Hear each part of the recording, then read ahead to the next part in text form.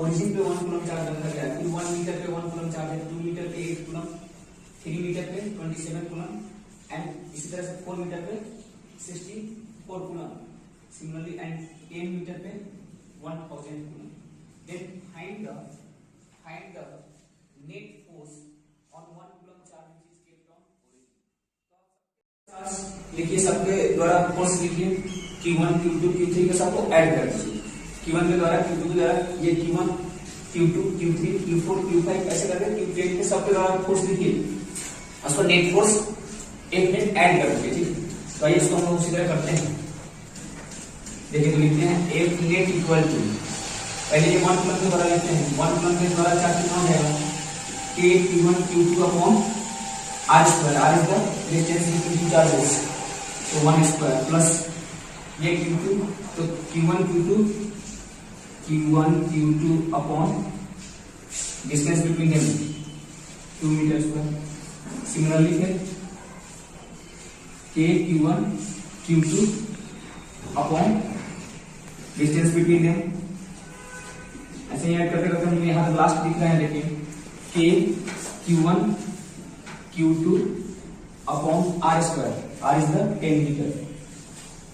अब हमको इसको सिंप्लीफाई करना है। अब ये हो गया मैथमेटिक्स, मैथमेटिक्स को बस सोल्व करना है। K सबसे से K कॉमन ले लीजिए, ये क्या होगा 1 अपॉन 1 प्लस 8 अपॉन 4, ये क्या होगा 2, ये क्या होगा 27 अपॉन 9। सिमिलरली ऐसे ही ये चला जाएगा, ये 1000 अपॉन 100 कितना हो जाएगा 10। तो देखिए ये लिखा हुआ है 1 प्लस 2 प्लस 3 प्लस 4 प्लस 6 7 9 8 10। ठीक है, तो इसका सम क्या होता है, n नंबर का सम क्या होता है n into n plus 1 by 2। तब क्या लिखिएगा k into n into n plus 1 by 2। यहाँ पे n क्या है, n इज 10, तो put the value of n, तो k is equal to 10 into 11 by 2, 55 k। कितना आंसर आ गया 55 के न्यूटन। क्लियर। अब आइए फिर यहां पर देखते हैं हम लोग, फिर यहाँ पे ओरिजिन पे 1 कूलम चार्ज रखा गया है एंड 1 मीटर पे 1 कूलम, 2 मीटर पे -2 कूलम, 3 मीटर पे 3 कूलम, 4 मीटर पे -4 कूलम, 5 मीटर पे 5 कूलम एंड 6 मीटर पे -6 कूलम।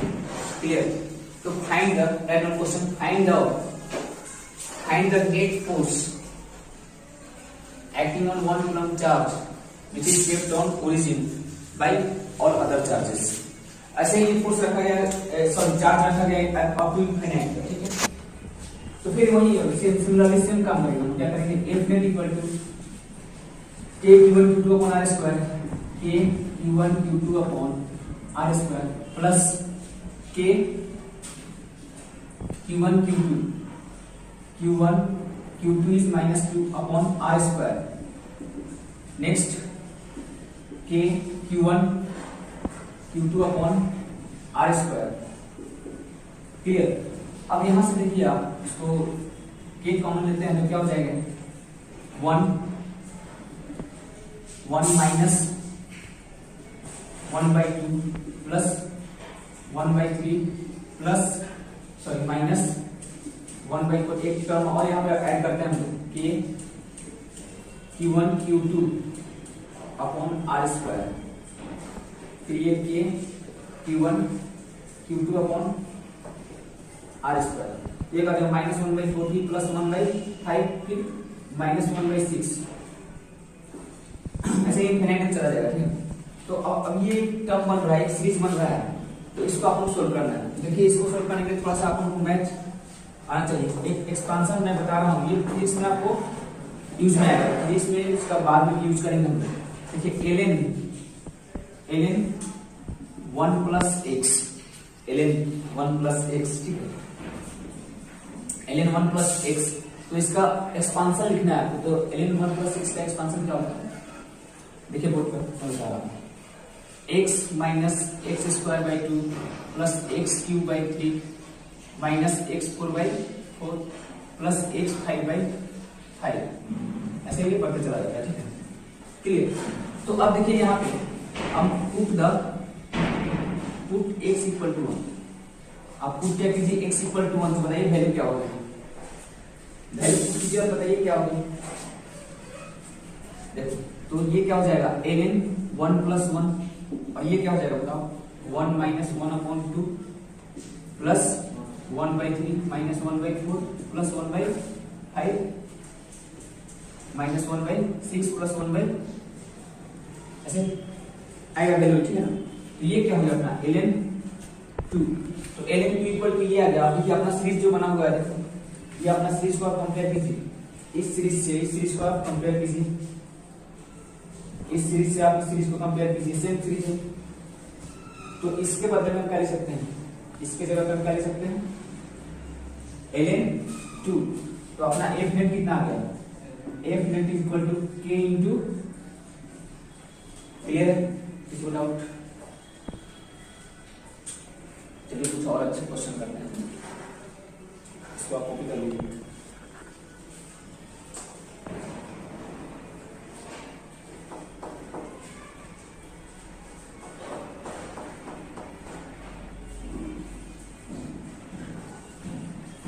इसको आप कॉपी कीजिए।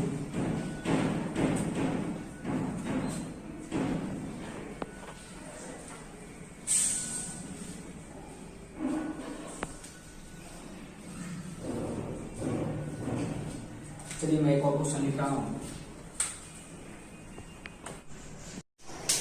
Two block M1 and M2 kept on the rock surface and distance between two blocks is d meter, and block 1 has mass M1 and charge Q1, and block 2 has, या block B has mass M2 and charge Q2.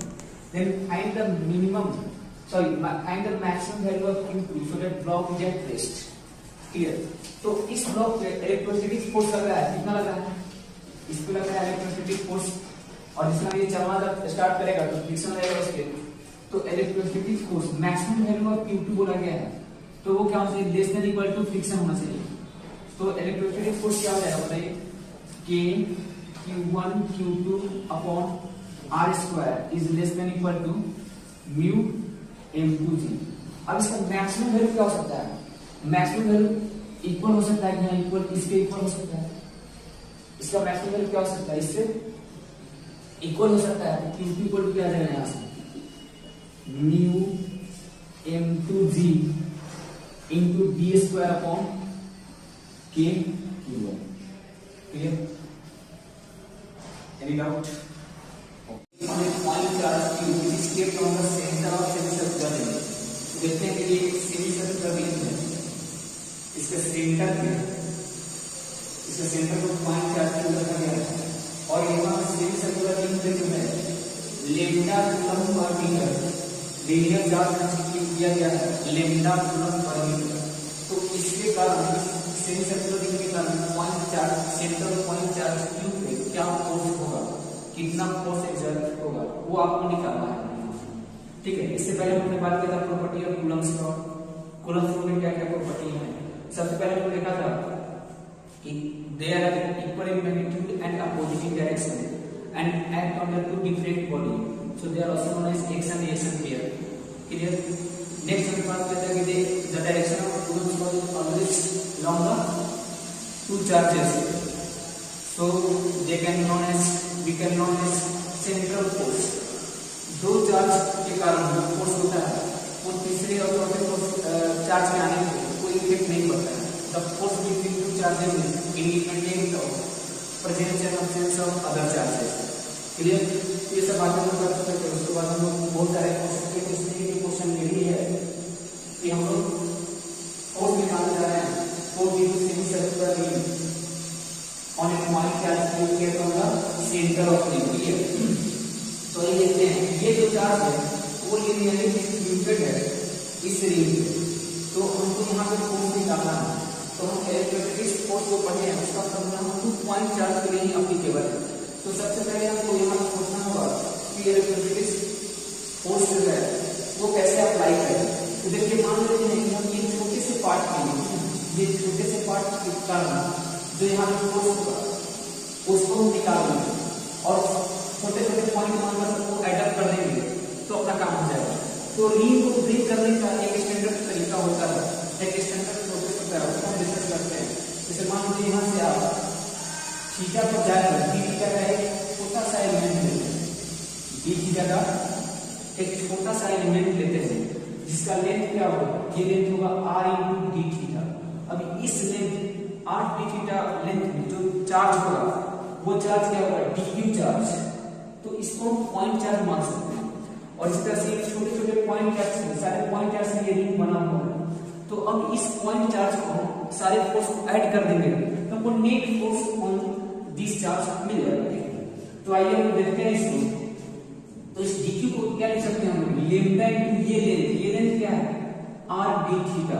तो ये अपना dq आ गया, ठीक है।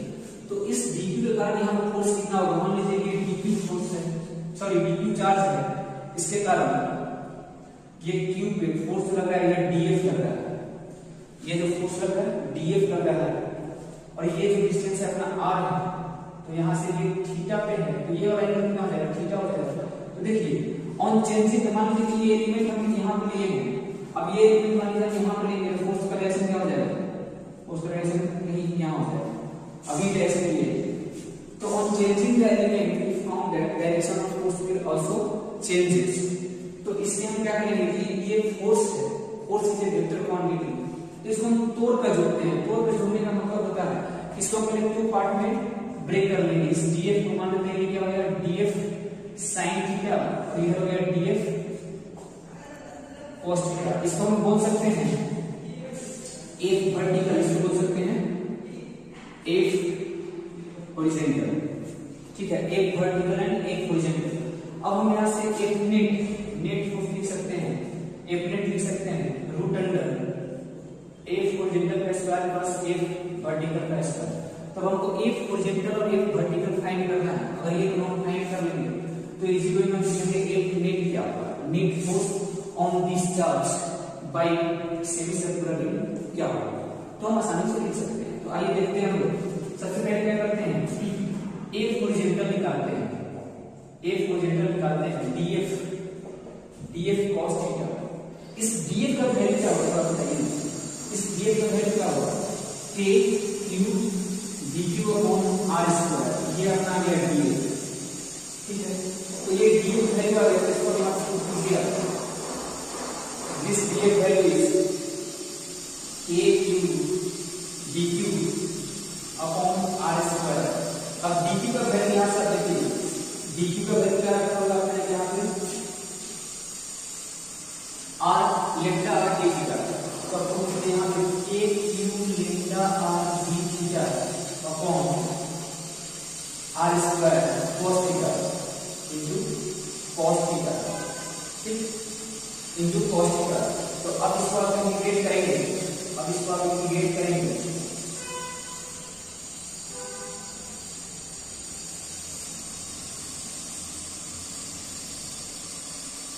अब इसको आप इंटीग्रेट करेंगे, ये r से r कैंसिल कर देंगे, ये सबको कांस्टेंट को बाहर कीजिए, k q lambda upon r cos theta into d theta into d theta. तो अब लिमिट क्या होगा, लिमिट हमने यहाँ से स्टार्ट किया है, यहाँ से स्टार्ट किया तो जाना है यहाँ, यानी 0 से लेकर पाई, लिमिट क्या हो जाएगा 0 से पाई। तो k q lambda upon r, okay, k q lambda हमारा कांस्टेंट पार्ट है। अब ये इसका cos थीटा का वैल्यू क्या होगा, sin थीटा 0 से पाई। तो क्या लिखेंगे, k q lambda upon r cos sin पाई minus sin zero, upper limit minus lower limit, sin पाई 0 and sin zero 0, then this value becomes 0। तो एक हॉरिजॉन्टल क्या होगा 0, यहां से हमने देखा एक हॉरिजॉन्टल क्या होगा 0। क्लियर, लॉजिकली भी हम देख सकते हैं, लॉजिकली के देखिए मैथमेटिकली आ गया एक हॉरिजॉन्टल 0। लॉजिकली देखेंगे कि यहां पे मान लीजिए df का जो कंपोनेंट दिख जाएगा, df का जो कंपोनेंट दिख जाएगा, अब ये वाला एलिमेंट का कंपोनेंट है df, तो इसका भी एक कंपोनेंट दिया जाएगा, और ये दोनों कंपोनेंट कैंसिल हो जाएंगे। तो horizontal component will always cancel each other. So यहां से हम लॉजिकली भी समझ सकते हैं कि ये horizontal component will become 0। Now we will find the vertical component, okay, right now this part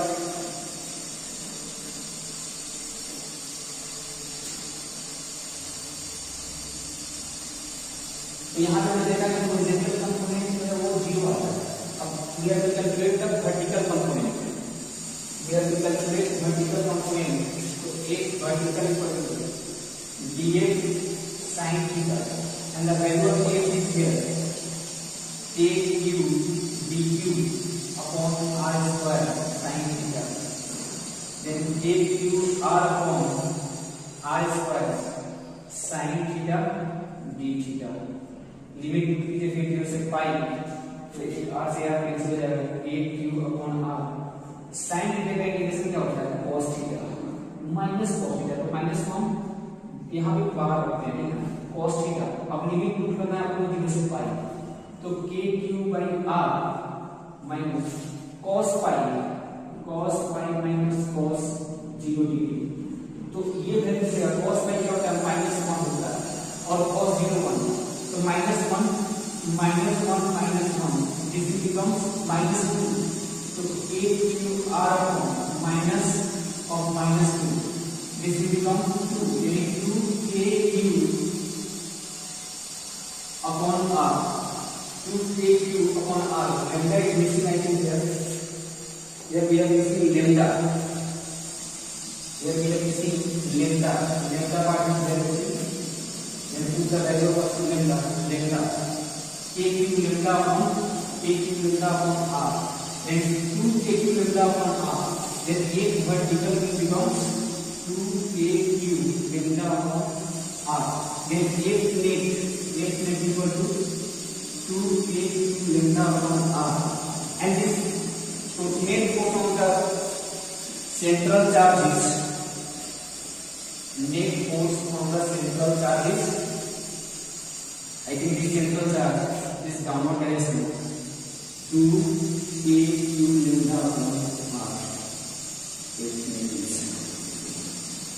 the net force on the central charge q is 2kq lambda upon r। Okay, clear? Any doubt?